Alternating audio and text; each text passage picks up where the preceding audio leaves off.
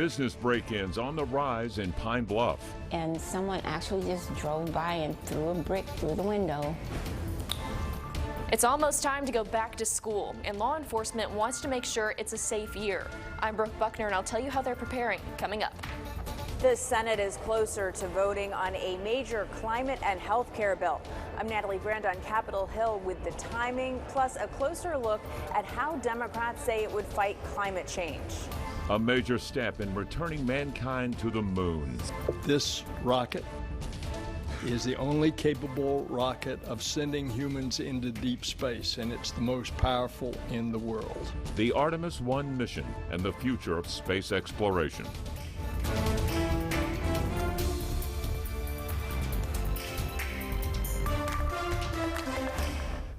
Thank you for joining us at 5. I'm Craig O'Neill, and we are following several developing stories this evening. We begin with new dash cam video released by Arkansas State Police, raising questions about a crash involving Little Rock City Director Ken Richardson. According to State Police, Richardson hit several utility poles just off Colonel Glenn Tuesday night, causing a transformer to explode. Troopers who responded described Richardson as, quote, disoriented. They also say Richardson told them that he has a history of epilepsy and may have had a recurrence before the crash. At one point, Richardson reportedly tried to get back in his car before lunging and grabbing one of the troopers.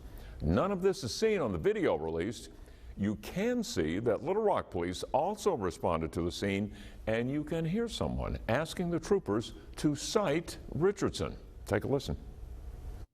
You guys can arrest him for the resisting and the DWI aspect of things, just having it to go through Little Rock is probably better.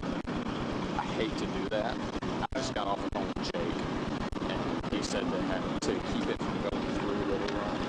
That way they can't get their hands in it. Talking about Little Rock PD? Because it had nothing to do with this officer or anything like that. But once it gets to higher ups, it's going to go away.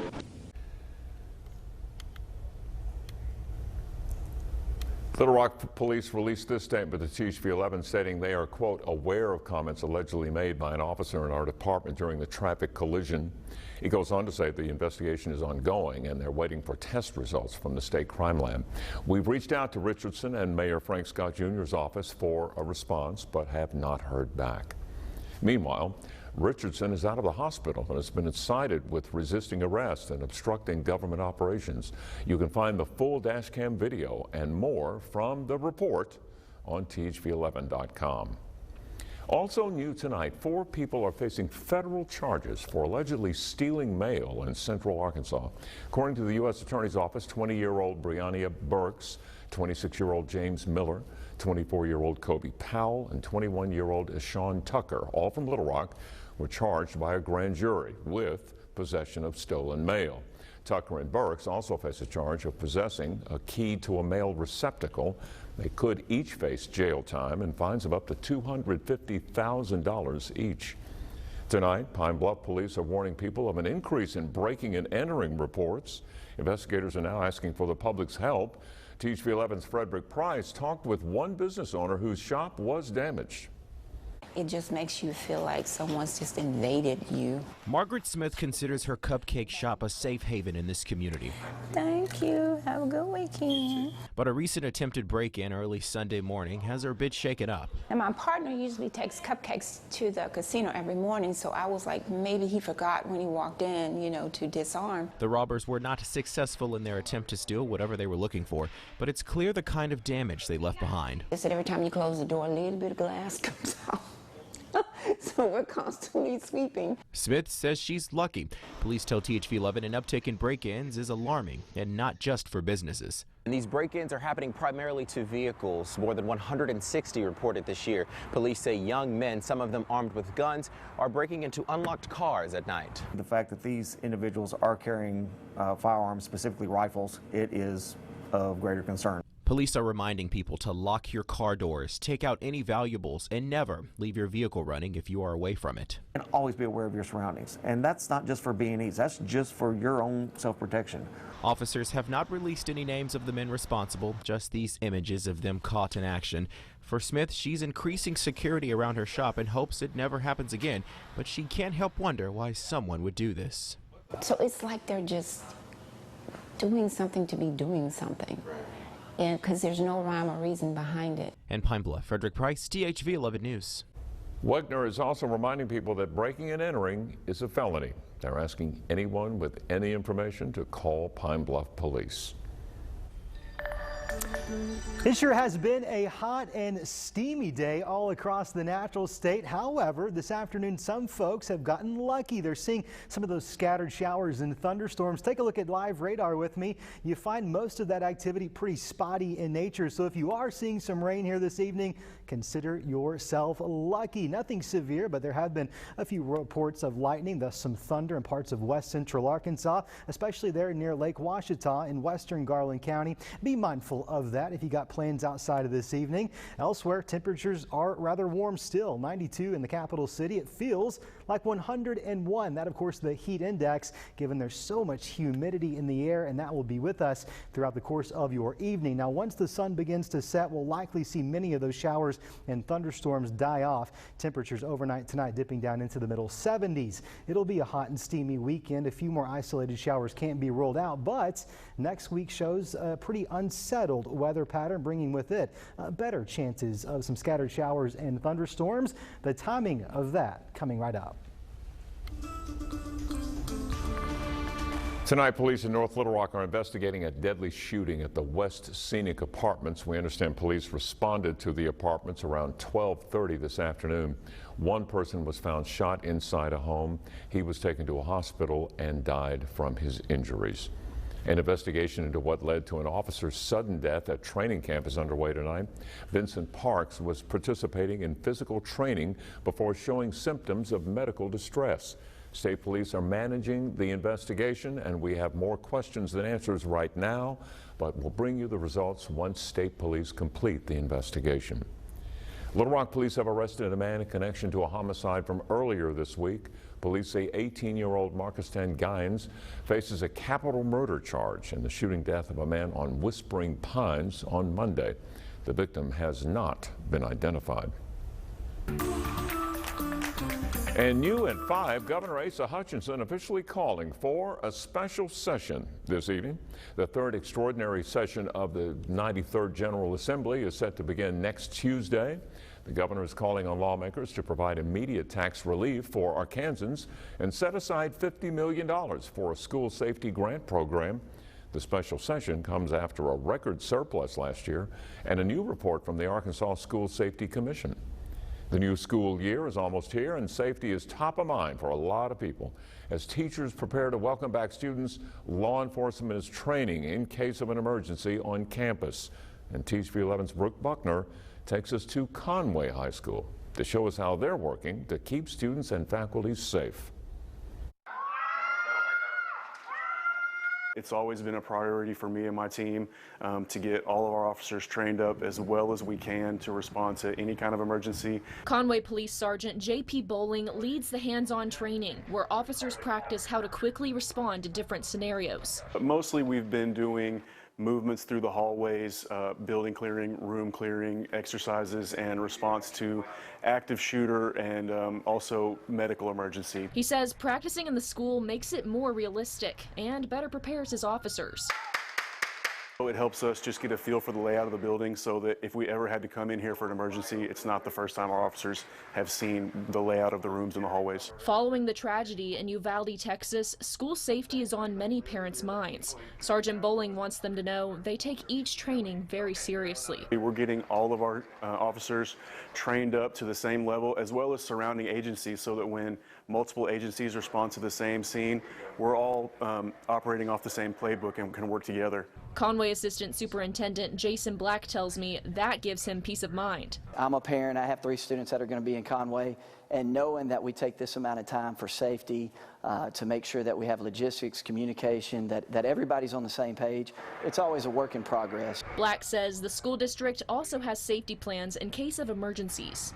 We have district emergency response teams that we're generating and working on. We have campus emergency response teams, and our SROs are part of that process. And he welcomes any feedback from first responders. We want to keep the open door communication, make sure we're hearing what they have to say. They have a different perspective. In Conway, Brooke Buckner, THV11 News. Conway's first day of school, along with many other Arkansas districts, is August 22nd. And now to an update to a story we first brought you Wednesday. Petitioners have now filed a lawsuit against state election commissioners after the recreational marijuana ballot title was denied certification. Responsible Growth Arkansas saw their bid to get recreational marijuana on Arkansas ballots get rejected Wednesday, despite receiving sufficient signatures from registered voters. Now, the group is filing a lawsuit against the State Board of Election Commissioners and the Secretary of State. The lawsuit now goes to the Arkansas Supreme Court. At the U.S. Capitol now, Senate Democrats have reached a deal to move forward with a bill they say would reduce energy and health costs.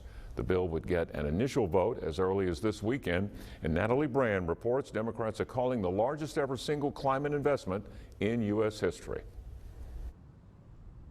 In a major step forward for Senate Democrats' climate and health care bill, Arizona's Kyrsten Sinema announced late Thursday that she's now on board. I'm pleased we have reached an agreement on the Inflation Reduction Act that I believe will receive the support of the entire Senate Democratic Conference. Sinema reached an agreement with the Senate Majority Leader to remove a tax provision that mainly impacted private equity and hedge fund managers. Senator Sinema said she would not vote for the bill, not even move to proceed unless we took it out, so we had no choice.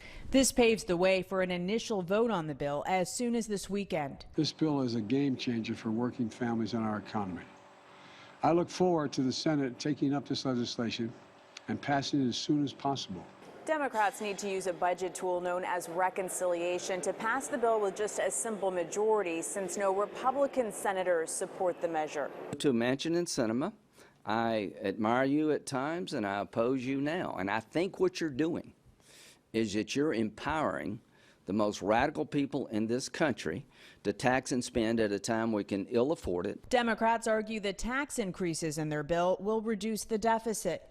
It would also invest nearly $370 billion in energy and climate programs, with a goal of lowering energy costs and reducing emissions by 40% by 2030. The legislation includes tax incentives to buy clean energy and investment to build it, as well as grants aimed at cleaner ports, forests, and coastal habitats. Natalie Brand, CBS News, Capitol Hill. Hey, heads up, if you're out this weekend, be prepared for packed parking lots and more traffic than usual. It's tax-free weekend in Arkansas. The annual shopping holiday runs until Sunday. If you don't want to fight the crowds, stay home. You can still save money while shopping online. If you want more info on what applies to the discount, text SUPPLIES to the number on your screen, 501-376-1111. We were in the Apollo generation. This is a new generation. This is a new type of astronaut. A new generation of moon mania set to begin at the end of the month. The Artemis mission after the break. Beautiful shot here looking off towards the east. It reminds me of George Strait's hit, Blue Clear Sky. The question now becomes, do we hang on to those blue clear skies heading into your weekend? I've got your forecast coming right up. This is an exciting day, y'all. A living habitat on the moon is within reach, and NASA is taking a major step forward toward that goal. At a press conference this afternoon, NASA officials talked about the new series of missions known as Artemis. The first launch is set for August 29th. It'll be followed by increasingly complex missions. All eyes will be on the historic Kennedy Space Center when the Orion rocket lifts off, but on this first one without a crew. And to all of us that gaze up at the moon, dreaming of the day humankind returns to the lunar surface, folks, we're here. How about that? Artemis 3 will return mankind to the moon in 2025. If the mission is successful, the first woman and person of color to visit the lunar surface will join the short list of moon visitors. And I grew up in the Apollo era, and Scott joins us now. I told you I had a trivia question. Yeah, yeah. The only U.S. flag that once it was put up has never been lowered. On the moon. Exactly. On the moon. Super That cool. is, if it hasn't been blown away Yeah, it's by possible. space dust, that's another reason to go back. It's another reason to go back. I have to imagine that there's going to be an entire generation of kids in 2025 watch that, and they're going to want to grow up to be scientists. I think it's an incredible initiative, and it appears they've got some pretty significant plans. And it brings the whole country together. Yes. And if anything could do it, it's this. We've seen that before. Oh, we have. And it was a wonderful 10 years Love it. to witness it. It's pretty hot out there. I noticed. You noticed? Yeah. It's not going to get any better anytime soon.